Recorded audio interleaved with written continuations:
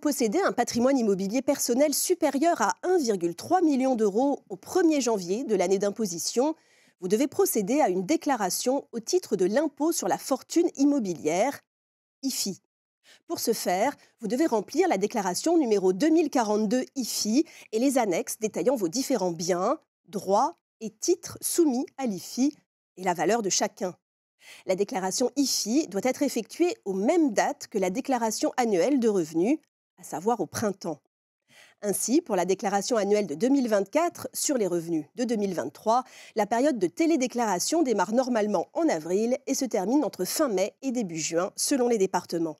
L'administration fiscale calcule votre patrimoine net taxable sur la base de vos déclarations. Le seuil d'assujettissement à l'IFI est fixé à 1,3 million d'euros, mais le calcul de l'impôt s'effectue à partir de 0,8 million d'euros. Votre IFI se répartit selon ce barème progressif. 0% pour le patrimoine net taxable compris entre 0 et 800 000 euros. 0,5% pour la partie comprise entre 800 000 et 1,3 million d'euros. 0,7% entre 1,3 et 2,57 millions d'euros. 1% entre 2,57 et 5 millions d'euros, 1,25% entre 5 et 10 millions d'euros et 1,5% au-delà de 10 millions d'euros.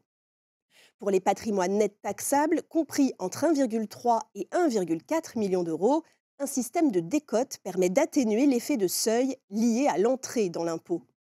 Voici la méthode de calcul de cette décote.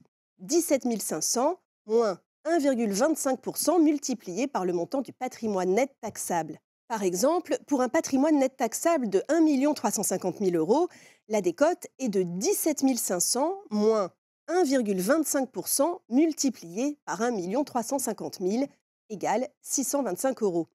Ainsi, votre cotisation d'impôt est de 1 300 000 euros multiplié par 0,7% moins 6 600 euros égale 2 850 euros. Montant sur lequel on applique la décote de 625 euros. Au lieu de payer 2 850 euros d'IFI, vous paierez donc 2 225 euros. Une fois que vous avez reçu votre avis d'imposition, en général en août, vous avez 1 mois et demi pour vous acquitter de votre IFI.